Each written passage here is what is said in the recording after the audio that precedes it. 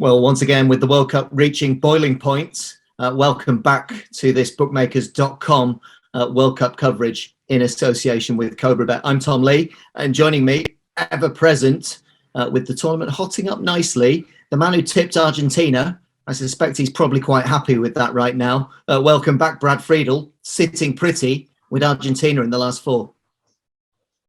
Yeah, but this has been a World Cup full of surprises. So, the quarterfinals, there was only one surprise, but I thought there was quite a few in the quarterfinals that didn't go quite as planned for I think a host of people that would have thought that some results were different. But this on the field, this World Cup has been remarkable, and the quality has been very high.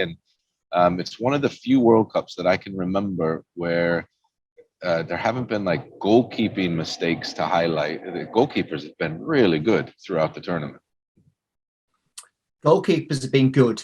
The playing quality has been stratospheric. One area that's attracted obvious confusion has been in the quarterfinals, the contributions of two referees. One has now been sent home by FIFA, Senor Lahoz, who took charge of the Argentina-Holland game, and the other one, arguably Brad Friedel, even worse, was a gentleman, Wilton Sampaio from Brazil, who may now get the final, and that's despite what those of us who wear an England shirt would call possibly the worst refereeing performance ever at a World Cup finals. To such a degree, should it even be investigated? Because the level of bias or seeming reluctance to give decisions, particularly to Jude Bellingham, particularly to Bukayo Saka, was just mind-bending.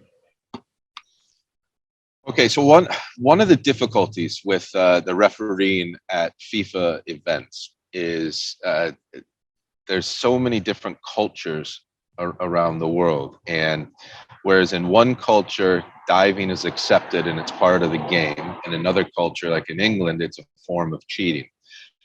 Physical play in England or Germany, you can go and you can challenge a goalkeeper as long as it's fair. You look at the challenge of Bruno Fernandes on Bunu, like that's a fair challenge. It might be a foul, but there's nothing more. I mean, it was one player going for a ball, goalkeeper uses his hands, he caught the ball, and there was a collision. Yes, but it's not malicious. In another country, that might be a yellow card, maybe even a little bit more. So what ends up happening when you take a South American official and you have him officiating a game that is going to go up against two European nations that play physical, one more physical than the other, because the French, they'll like to deceive a lot as well. I think that's a recipe for a disaster, and I do not think it's a personal vendettas. I just think those types of referees are not used to the physical confrontations that go on in a lot of European football, especially in the English game. And I think it hurts the English players when they come up against referees that see the game so differently. Nonetheless, the very notion that one of those two individuals, the Brazilian Sampaio, may now get the final, that's still very much a possibility. Michael Oliver's gone home. Sampaio remains in Qatar and could be the ref for the final. However, surely it's also a statement of intent from FIFA that another referee who's gone home is the Spaniard Lahoz, who spent so much time, Brad, you cannot deny, he spent so much time chatting and schmoozing Lionel Messi in that quarter-final. You wouldn't have been overly surprised if at the final whistle, he then went and demanded to swap shirts. Yeah, and I've actually been officiated in games with him, and he is like that. But I always like the officials that would talk to you. Now there's a fine line. Like you can't be starstruck as well, and it did come across a bit strange at times. But I did like the officials that would communicate with you, even would have a little bit of banter with you, because it can put you a little bit at ease. You also know that the referee is human. The referee will know that you as a player are human as well, and there's no animosities towards each other when we don't agree with decisions. But then to take it to another level, and the pats on the shoulder and the back and the conversations, sometimes it can look like it goes a little too far. Brad, a long and storied Premier League career with 4 clubs, more than 80 international caps, 3 World Cups. Can you personally ever remember being involved and being officiated by an individual who attracted so much opprobrium and criticism and conflict in terms of opinion after the match? Were you ever in a game where you came off shaking your head going, I don't know what just happened to us? Yeah, of course. Especially during my time at Blackburn, when you would play, I remember a game in particular, I had the ball in my hand and I put it out to hit a goal kick, and Thierry Henry hit it out of my hands and put it in the goal. And they called a foul and called it back, but that's also a booking. But they wouldn't book him. But why wouldn't they book him? Is it because he was at Arsenal and because he was Thierry Henry? And by the way, Thierry Henry was one of the best ever. So this isn't a reflection on him, but sometimes I think referees do get caught up into it, and they might not want to hear from Arsene Wenger at the time, or they might not want to hear from Sir Alex Ferguson after. But that's not all officials. I think the more experienced ones. Howard Webb was brilliant. He was never fazed by anyone like that. Michael Oliver's brilliant. He doesn't get fazed by if Jurgen Klopp says something to him or Pep Guardiola says to him. He referees his game as he sees, and those two in particular could also have banter with the players. Mike Dean could have banter with the players as well and officiate. I know he's gotten some stick over the years, but I always found he was brilliant when he was in the center. So sometimes, of course, when you played so many years, you would come off the field thinking, what just happened, of course. But I would like to think more. I would like to think every time it wasn't done intentionally. Well, all 4 quarterfinals, you could write a chapter of a book on them because they weren't short of incidents, I think it's fair to say. Let's deal with the fallout, if we may, from England against France. England 1, France 2. Off the back of that, Brad, in a sentence, Gareth Southgate, should he stay? Should he go? Is it his time? I think he should stay, but I'm a big fan of continuity with coaches. I really am, even at the international level. And I know there's a lot of talk that second cycles and third cycles don't work. I thought in that game that the early stages, first 10 minutes, it was very even.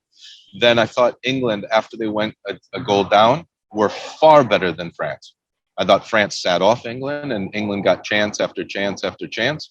And I thought I really didn't see there being another outcome than at least a draw and going to extra time. And then England scored, and then France came back into it. I thought it was quite remarkable, to be honest. So and then England, obviously, with Harry Kane missing the penalty, it could have gone to extra time again. But because you lose to France in a quarterfinals, I don't think it warrants losing a job or needing to resign. I thought on the day overall, England were just shaded it, I think, but they didn't in the scoreline. But France has some wonderful players in their team. So we thought it would be a remarkable game. It was. But does that warrant Gareth Southgate needing to resign or step down or get fired? No, I don't think so. Will it happen? Well, that's another story, because I don't know what the talks afterwards are going to be. Sure. Let's just play devil's advocate and say that he did go. 2 strands to the next question, Brad. Firstly, would he be a good fit as a more direct, hands-on Premier League manager in your eyes? And secondly, if there was no Southgate, who, and this is very tricky, who would fit that criteria, that role, that profile as being a next England manager in your mind? The second question on who, I don't know. I'm not in the meetings with the FA and what they would be looking for. On your first question, would he be a very good club manager? Absolutely. I think he would be a good manager with another national team, staying with England, or with a club team. I think he has top qualities as a head coach, and if he is unfortunate and either wants to resign, has to resign, forced to resign, or gets fired, I do not think Gareth Southgate will have a difficult time finding another job. No, I certainly agree. Some of the individual names from that England squad, and you've given us a lot of very good material on this, but off the back of the tournament, now they've actually returned to whatever it might be, wives, girlfriends, clubs, physios, heaven only knows what. Jude Bellingham, at some point, he will leave Dortmund. Where's in your mind's eye, the ideal fit? Because it seems overwhelmingly likely he will play Premier League football, but would he slot in? And you might very well say, well, all and any, he's that good. But where's the zenith point for Jude Bellingham? Is it Manchester United, Manchester City, Chelsea, Liverpool? Where would you see him ending up, Bellingham? Where he knows he's going to be a focal point in play. That's what I would say. I thought he made an incredibly mature decision and probably a life-changing, life-altering decision by leaving the UK when he did and learning a new language, learning a new culture, playing at one of the top clubs globally, of course, with Dortmund, but getting a lot of playing time at a young age, at a high level. And I think you can see how he carries himself in his interviews on the pitch. And we all know he's a very good player. So what I would say is he strikes me, and whether it's his family and representatives, as people that will go where he knows he's going to be a focal point in play. So it could be a whole host of clubs, but I don't think he's going to get himself in a position where he's going to be another number. Brad, if Jude Bellingham is a leader of the future of that group, then the leader of here and now has been Harry Kane, who obviously there's much you can say, but the way I would pitch this to you is yet another opportunity to win a trophy has just wriggled free from his grasp. If he doesn't get one with Spurs this season, that's another opportunity gone. At that point, if and when he says, enough, I want to move, there's this recurring story that Bayern Munich could be an eventual destination for him. They love that traditional striker with loads of goals and a bit of physical presence. Maybe a move to the States could suit him. When you work out Harry Kane and the crystal ball, where might he end up? Because for a player of his quality, not to have won something must be deeply frustrating. Not to have won something will be frustrating, without doubt. And Harry is a very ambitious player, ambitious person. He's one of the best number 9s in the game. Very unfortunate, obviously, scoring a penalty, then missing another one, of course. What I would say about Tottenham, and I said this many times, there's only one person that dictates a move out of Tottenham, and that's Daniel Levy. Players do not dictate the move. So if this at a lot of clubs, Tottenham's the one and only club I've ever been at where players have zero power. And that's still the case, even in 2022, still he has the whip hand. Absolutely. So it didn't matter when Luka Modric had an offer to go to another Premier League club, Daniel Levy said no. When Gareth Bale had an opportunity, he said no. On Daniel's terms and the board's terms, then they were able to go. But if a player comes in and says, I want to leave, that does not mean you're leaving Tottenham. So the other thing is that Harry's a very respectful human being in general, and he knows exactly what Tottenham has given him. And he's not the type of person that will completely out and out disrespect the club and disrespect anyone who's done right by him. So if there's a move, it's going to be amicable on all sides.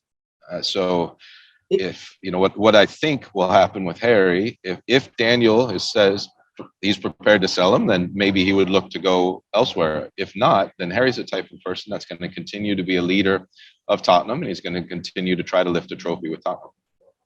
Hindsight's a wonderful thing, but in 1996, Alan Shearer chose Newcastle over Manchester United. It probably cost him many, many Premier League titles and also arguably the Champions League. Might it be that in 10, a dozen, 15 years' time, we look back at the brilliant career of Harry Kane and think loyalty cost him trophies? I don't know. I hope not.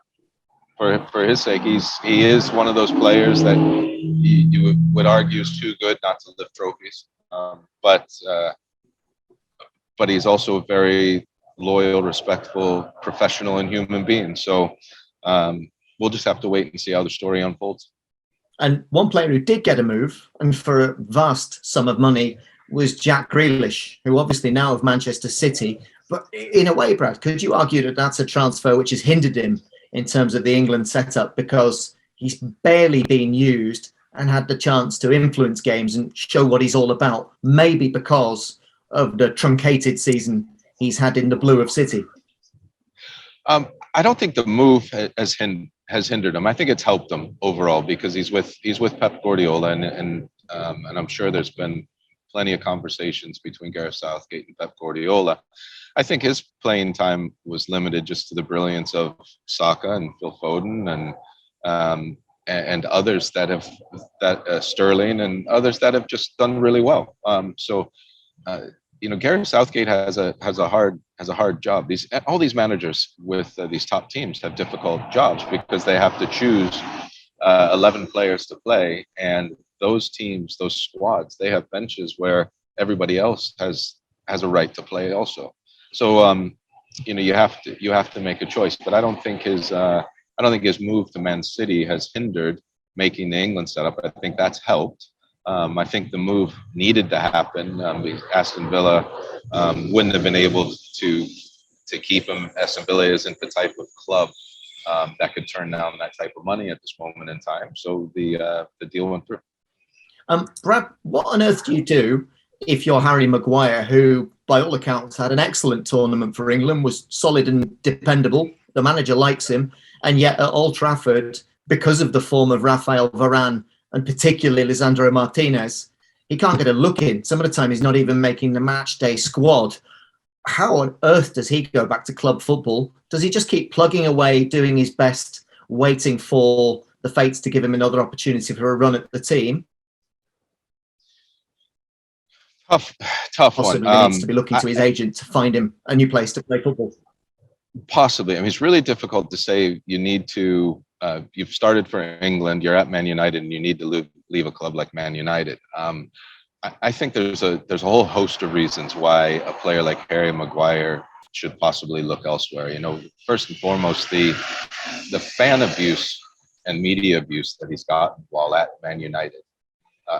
It's gone way over the top of what a sportsman or woman should get. I think we can agree on that. And Harry Maguire is a very good defender. We've just seen it in the World Cup, playing against the best. So perhaps he does just need to either go. If he's not going to get in the team at Man United, then go. And if he does get in the team at Man United, the fans need to back him, and the media needs to lay off him. If he plays poorly, you don't have to go at him in a personal way that people are doing. I don't know Harry Maguire at all as a person, but he doesn't strike me as a bad person, and the players in the England team like him.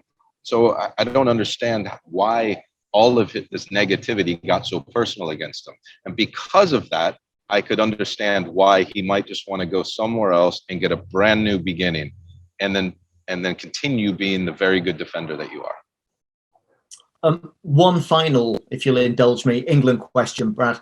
And I know you said you think he should stay, and you've talked long and eloquent about his qualities, both as a human being and a manager. One final overall criticism of Gareth Southgate, and this isn't just centric to this World Cup, it also revolves around the lack of decisive contribution from the touchline against Italy in the final of Euro 2020.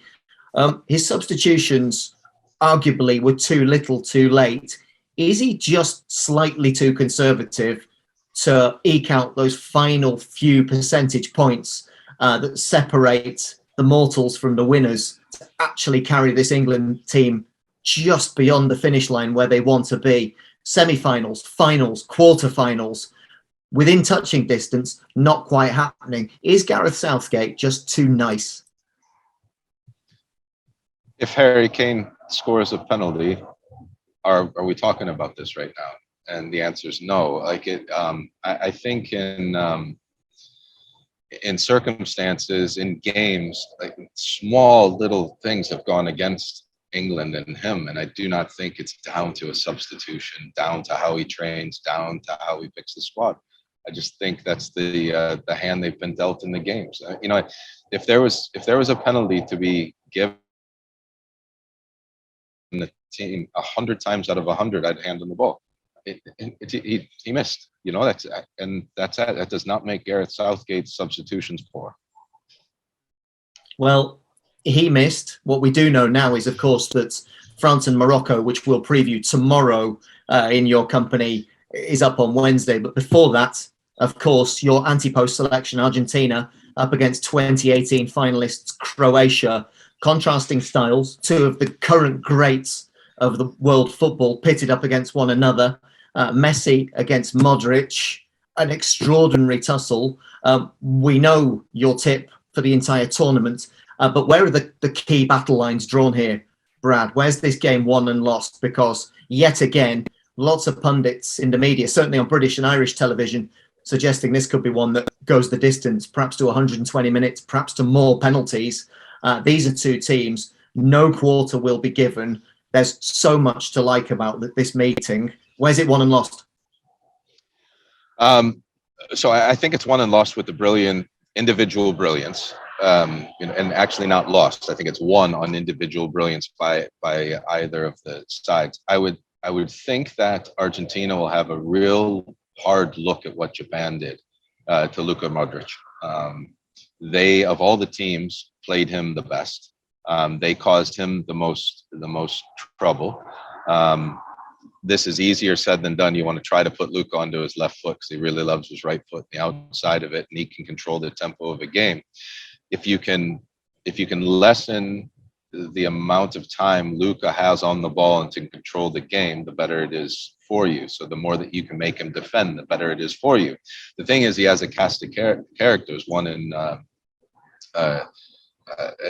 the three midfielders right around him, and the center, and the two center backs, and the goalkeeper, and they all like the ball. So he finds areas to continually pass it off and get the ball back. So I think Argentina, where this is going to be really won and lost, is brilliance of Messi and how dogged they can be in the midfield to break up Luka Modric's passing rhythm to a wide array of characters in his team. And the Argentinian team can be very physical, and we know that they can do both sides. So this will be a fascinating contest to see the tactics of both teams.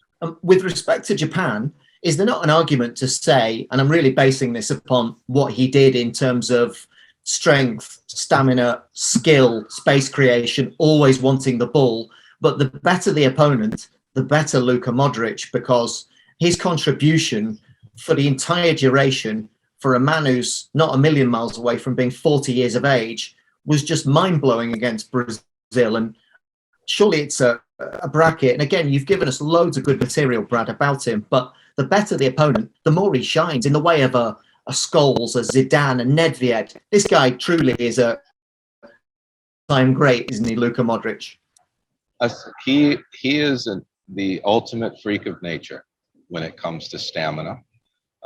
Because when you train with him, he's fast-ish, he's quick-ish. He doesn't go in the gym and outdo people. You give him the ball and you put him in a game and you pit him against the best. He's better than the other best. And he's such a great teammate as well, that what he does is he gets the best out of everyone around him because they want to do well for him also. But he controls tempo of the game. So don't mistake that, where he does run a lot, but he doesn't run. He doesn't run where he doesn't need to. He usually dictates it all. I mean, he could play if he wants to mentally. He could play till he's 43 if he stays clear of injuries. There's no body fat on him. And he's so calm and mellow in life in general. I couldn't say enough nice things about him. Well, Brad, you've called him calm and mellow. Will he, and this is with respect to the Croats, who are a hard, streetwise, spiny, intelligent team. However, they're up against Argentina, who, goodness me, against Holland, there are lines that can be drawn. And I love that South American love and adoration and passion for football, but Leandro Paredes burying the ball into the Dutch dugout, slamming it at the players' faces effectively. Some of the fouls, some of the carping to the referee. You see there, for example, another one of your goalkeeping colleagues, Emiliano Martinez. And let's not forget, he's got previous, because famously at Old Trafford in 2021, he goaded the Stretford end, and Bruno Fernandes subsequently missed a penalty. Let's not forget him telling Louis van Gaal, no less, to keep his mouth shut, calling the referee La Hoz hopeless.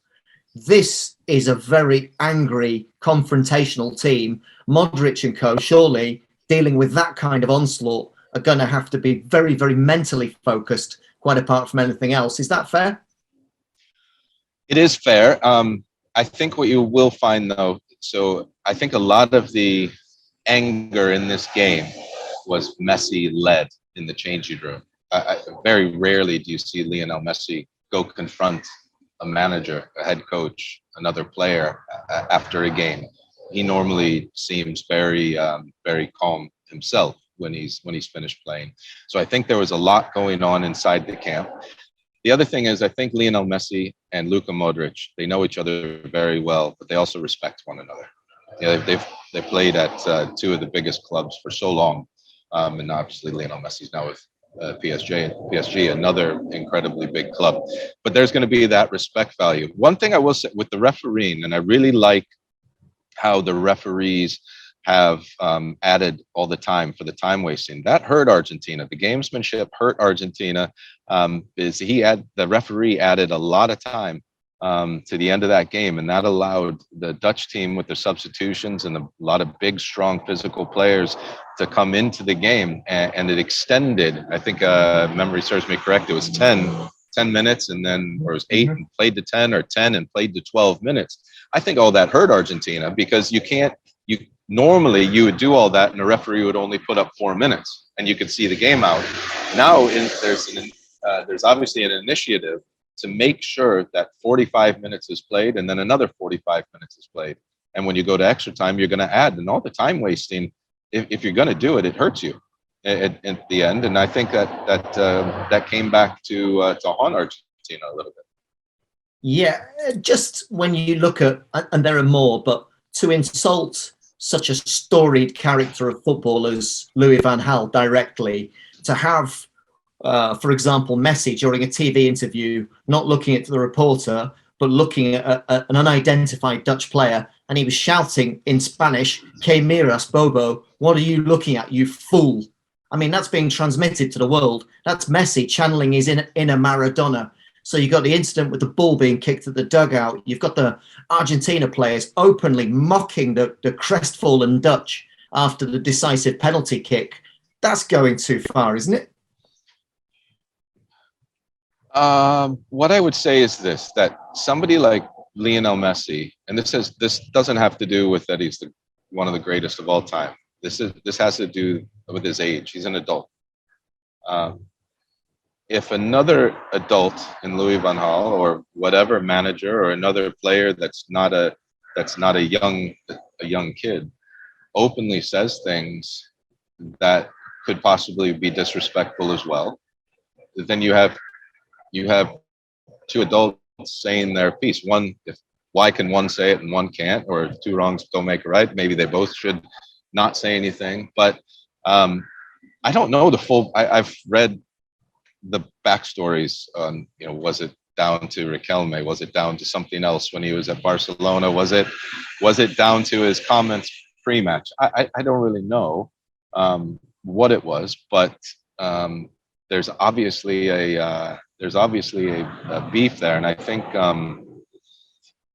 think before I would act and really say whether I thought one was right or wrong, I would really like to know what was said and what wasn't said. And I don't understand the Dutch language, and I only understand bits of Spanish, so it's difficult for me to say. But very uncharacteristic for Lionel Messi to say something. So usually when people are more quiet and then they come out and say something, you think, maybe there's something there. So I think a little bit more homework needs to be done. Very fair answer.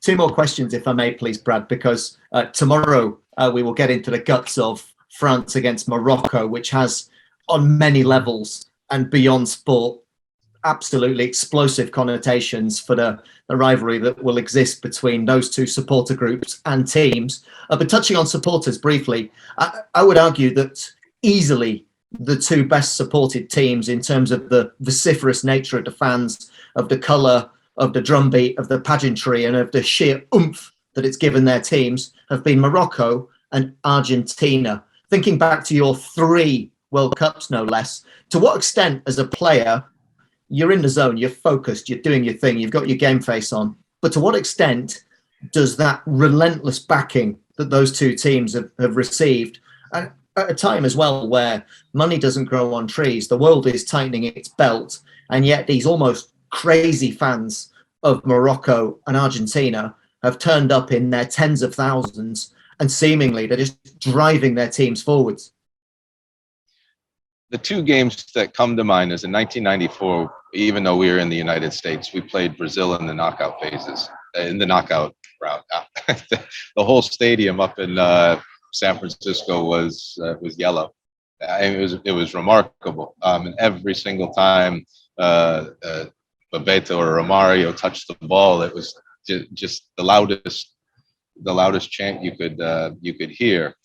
The other game would have to be in 2002. We played South Korea in South Korea, and the stadium was just a sea of red. And after they scored to, I can't remember if they equalized or we were 1-0 up, but anyways, they on their goal, and there had been and I think an American judge in the Olympics for a speed skater that went against the South Korean, and they did this celebration with imitating a speed skater, and the crowd was so loud. It was probably the most deafening roar that I'd ever heard in football in my life. And then we had to make sure that we calmed that crowd right down. We ended up getting the result 1-1. But yeah, when a team has backing in a ground in club football, most international games, normally not so big. And in Mexico City, when you play at Estadio Azteca, it's decent. But those 2 times, that was we had to do some work the next, especially the South Korea game. We had some work to do the next 5-10 minutes to really quiet that crowd down. I can well imagine.